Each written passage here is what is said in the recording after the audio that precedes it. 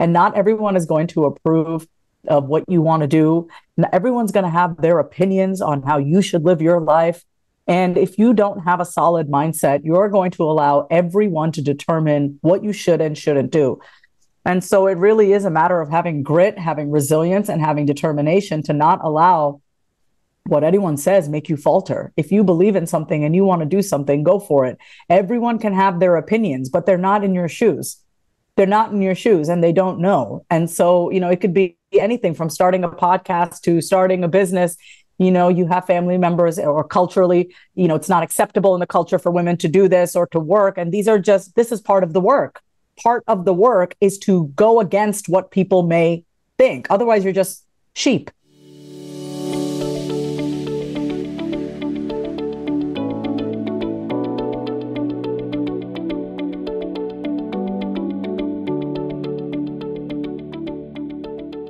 Hello, everyone. Welcome to the Dreamcatcher podcast, a place where your dreams can find a voice. I'm your host, Celine Chenoy. Thank you to all of you who return every week to tune in to become a better version of yourself.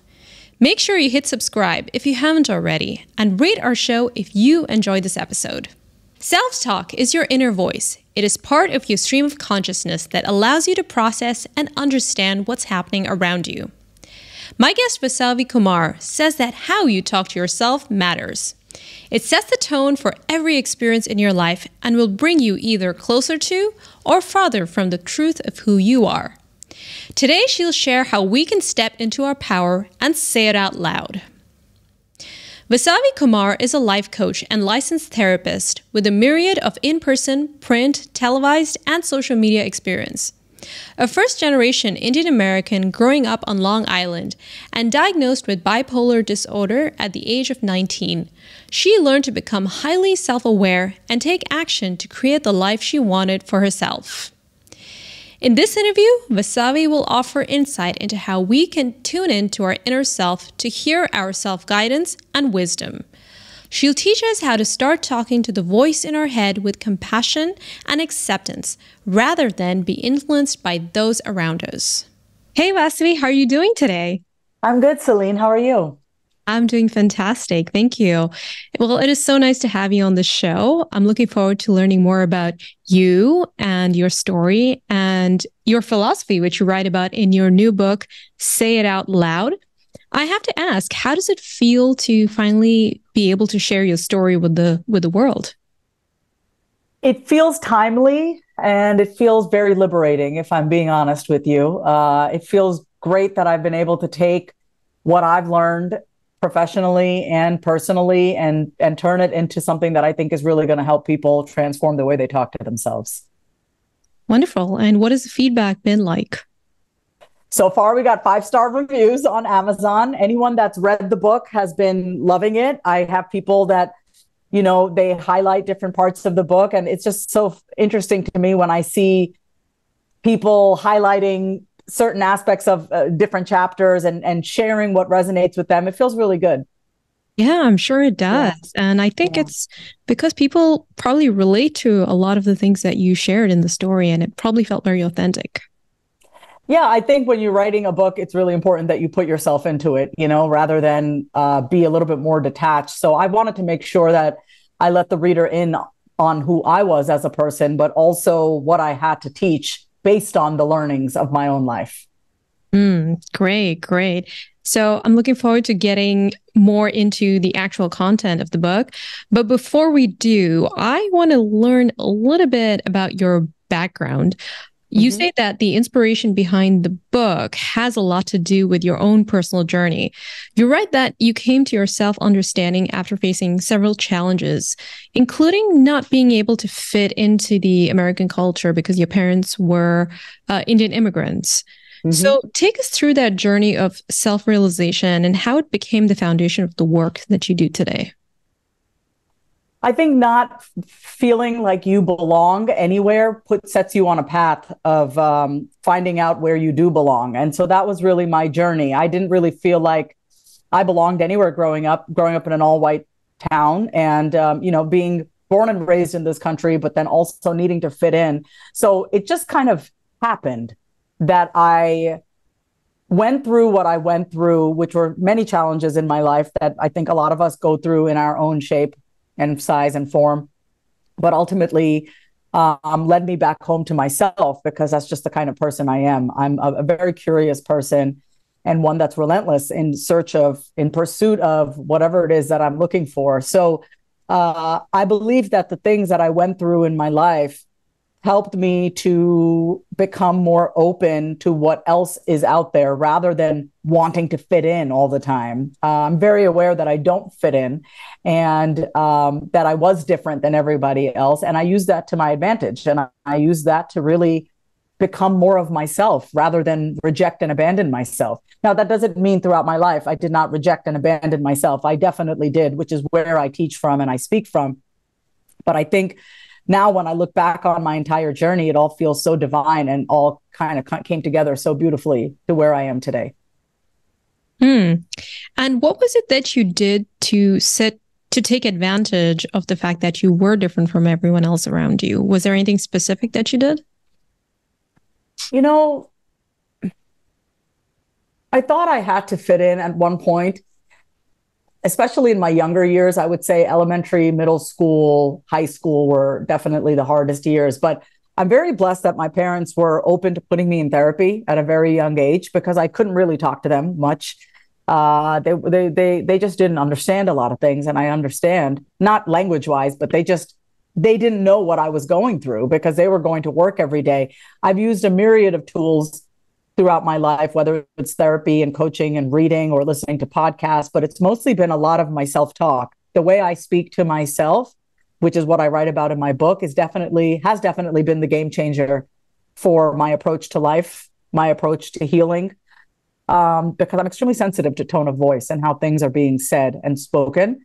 And so I always knew that I was very mindful of how I spoke to others, but the thing that I was not as mindful of, I was a little careless with was how I spoke to myself.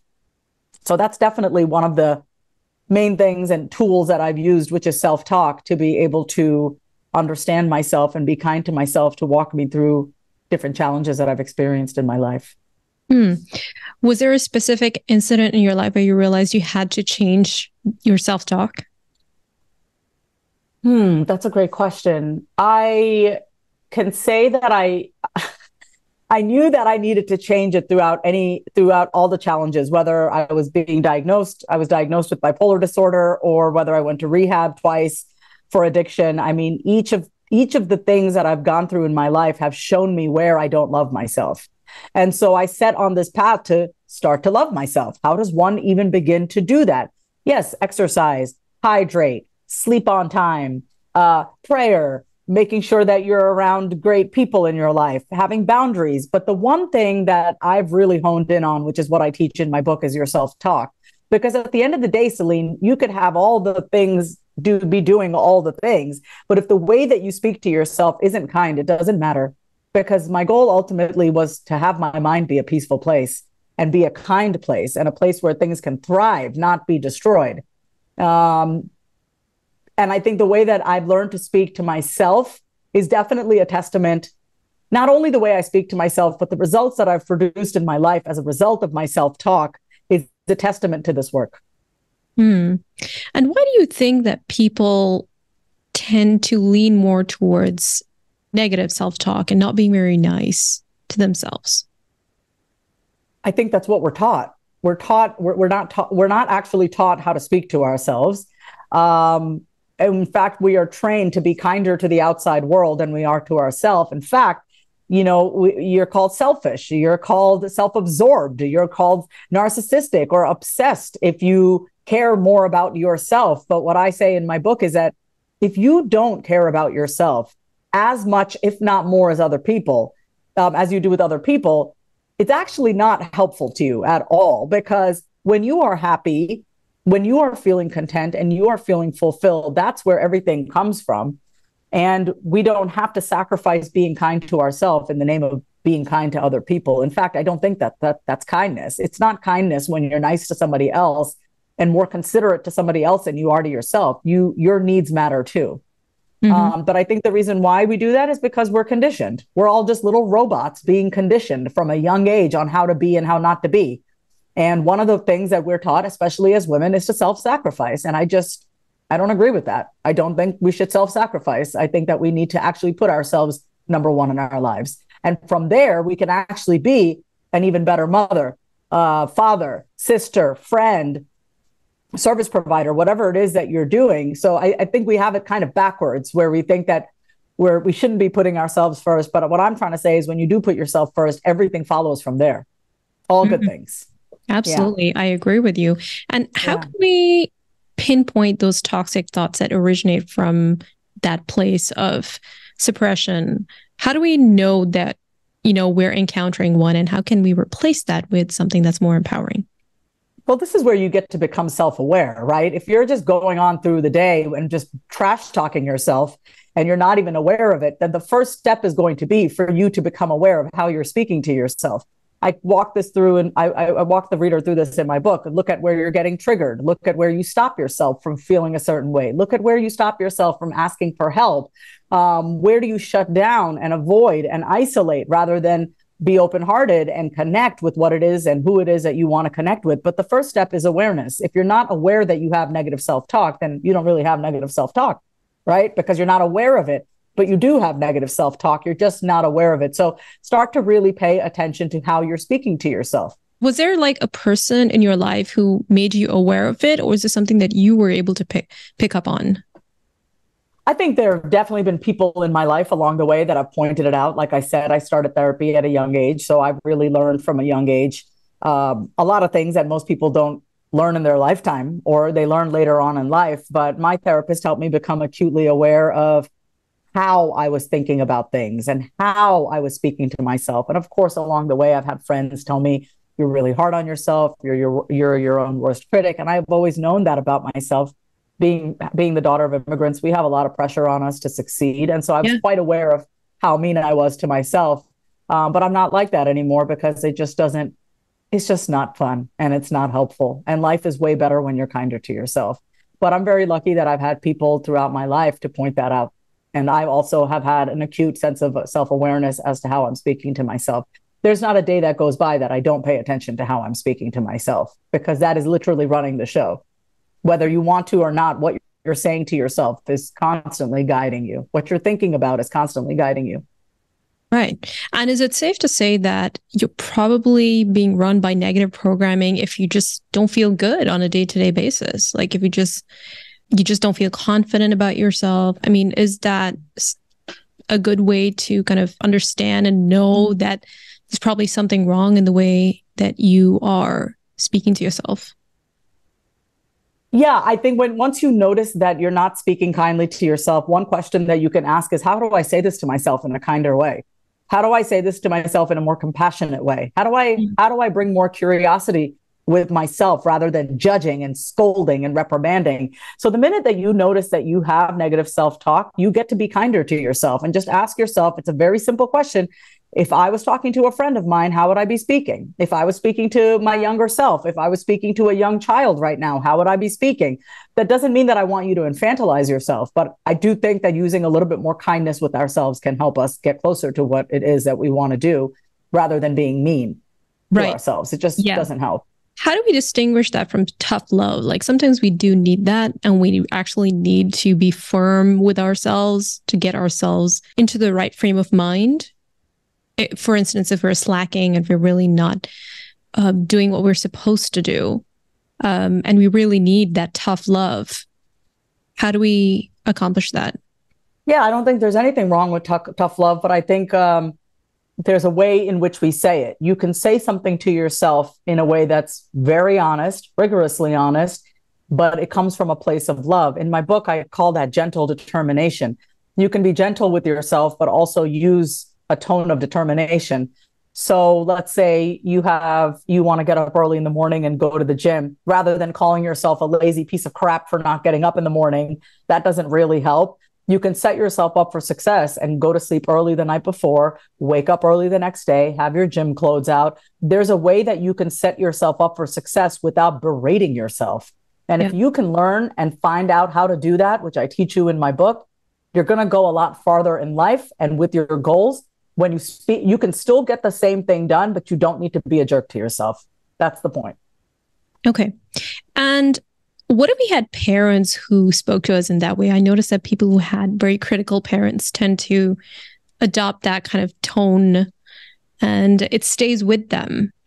What do you have to say about that?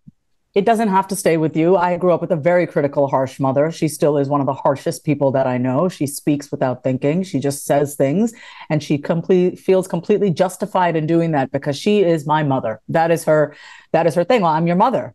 And so her voice has been imprinted in my head. I have worked very hard to replace her voice with my voice.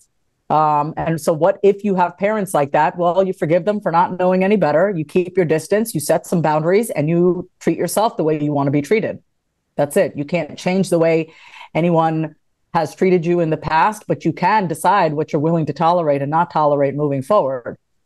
So that's my answer to that. It's a good one. It's a good one, right?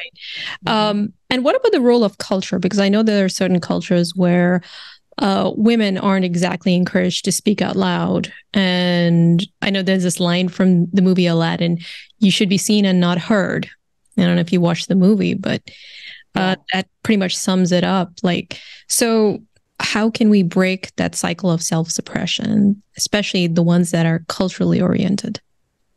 Yeah, I would say start small. It's never going to be easy with family and culture. In fact, I just did a workshop yesterday, and this one young Indian girl, she's a college student.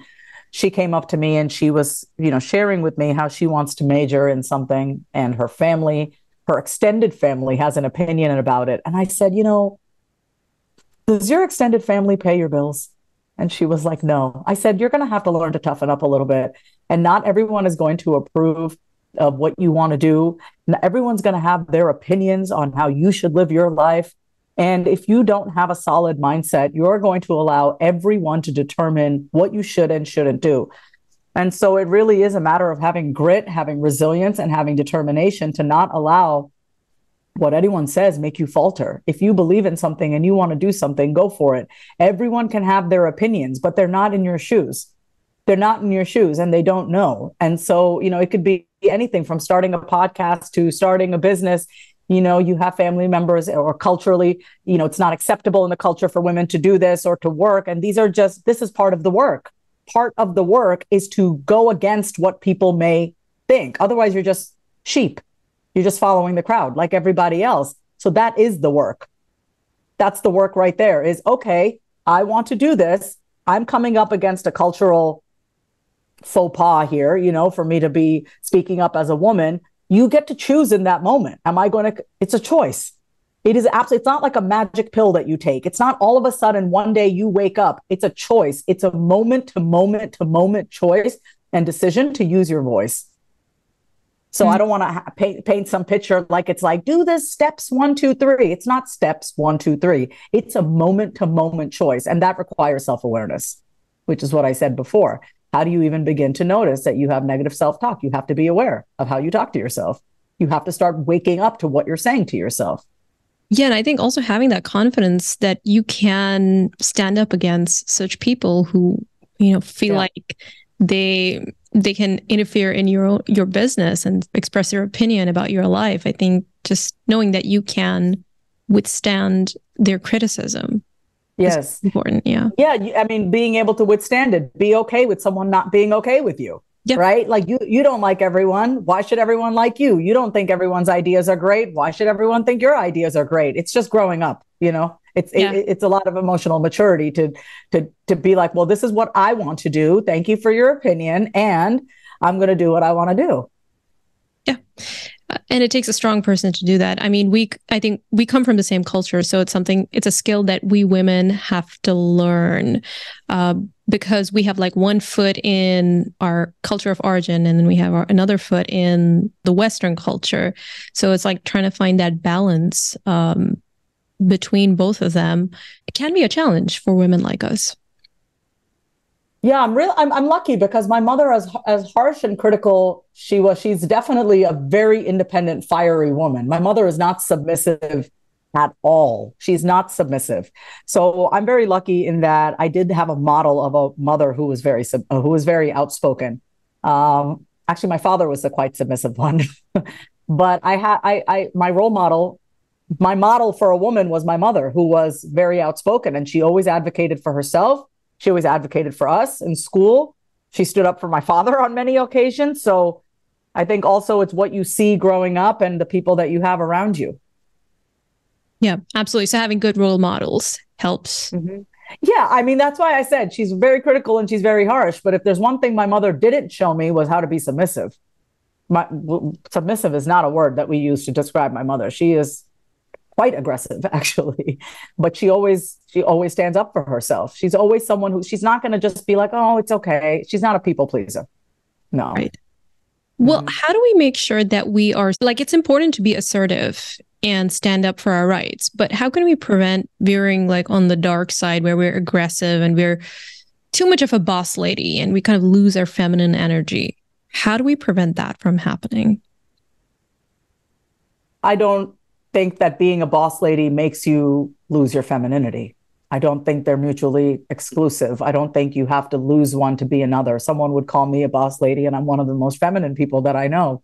You should see me behind closed doors. I'm quite feminine. And I also think the way that I approach things and I say things, I always say things in a way to make sure that people feel like I care. It's never an attack. I think this is our society painting this picture that if a woman is a boss lady, that for some reason she's more of a man. And I just don't think that's true. So. Okay. So how would you define femininity then?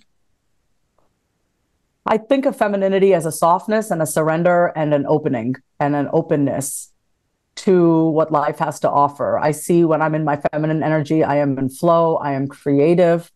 I'm way softer with myself. And, but also when I'm in my masculine, a healthy masculine, I'm supportive, I'm structured, I have boundaries, but I'm also open-hearted. That's the best blend of both, masculine and feminine, is that you have structure and you have boundaries, but you're also open-hearted. My friends know that they can come to me about anything and that it's always going to feel better. They're always going to feel better after they leave me, because I also think our society has painted a pretty skewed image of what feminine means. And I think that that is a very personal choice. It is a personal identity for people to be feminine. I mean, who is to say what is feminine and what's not? I just know if I were to define like, oh, I'm in my feminine, I would feel probably I would slow down a little bit slower, a bit more softer, and definitely in my creative flow and feeling the ability to be able to be relaxed, but still have a structure around me that supports me. Right. So to say it out loud, can that be done from a place of femininity? Yes, absolutely. I mean, you don't need to be masculine to say it out loud. You can still be very much in your womanhood. Think about some of the most powerful women you see out there who are also feminine. I think about Michelle Obama who says Good it out example. loud, and Good yeah. example. Yeah, I think about Oprah. I think about Gayle King. I think about so many women out there that are able to be strong and powerful and like the still queen be archetype. feminine. The queen archetype. Yes, exactly. Yeah. I like that. Yeah. Yeah, that definitely helps with those examples because now I can really picture it.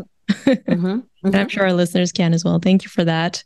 All right. So what can we do on a day-to-day basis to actually make this a practice, saying out loud? Start small.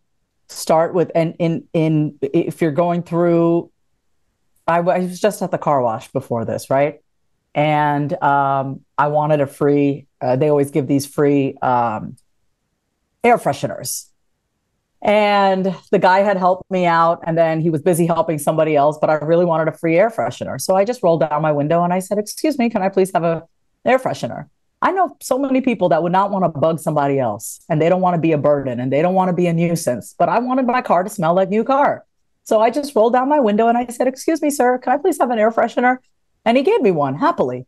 It's in those little moments. That's why I use that example where we are like, "Oh, I don't want to be a burden.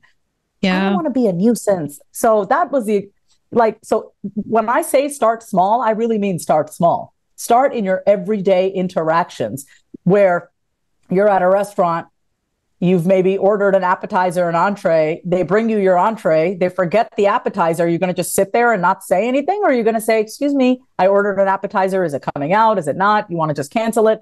Like little things like that. Man, I see people, they just swallow it. And it's really hard. It's really hard for some people. I have some family members and friends who just cannot speak up. And when they see me do it, they just can't believe it that I actually spoke up. And for people like us, it's something that comes pretty easily. But there are some people who find it really challenging to do that. Yeah. And I want to say this because I want anyone listening to this who may be silencing themselves. If you're silencing yourself, there's nothing wrong with you. You have not been taught how to speak up. It is a habit that can be built. It is a skill that can be built. Just like when people say confidence is a feeling. And I'm like, confidence is not a feeling. It is a skill. You become confident and you feel confident because of the actions that you take.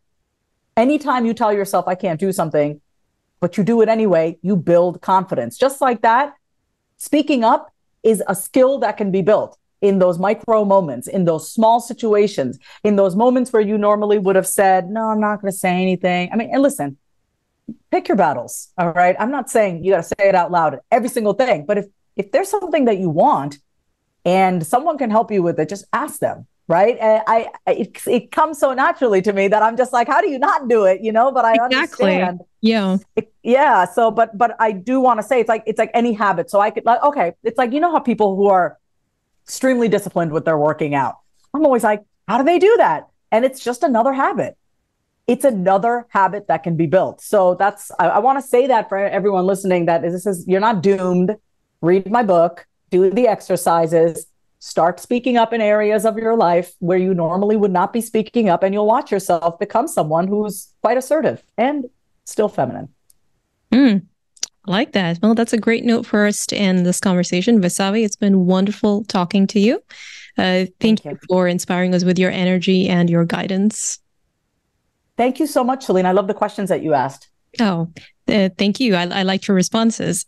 So I just want to let everyone know, if you're interested in learning more about Vasavi's book or purchasing it, you can find it in all major bookstores and on her website, vasavikumar.com. And the title of the book is Say It Out Loud, Using the Power of Your Voice to Listen to Your Deepest Thoughts and Courageously Pursue Your Dreams.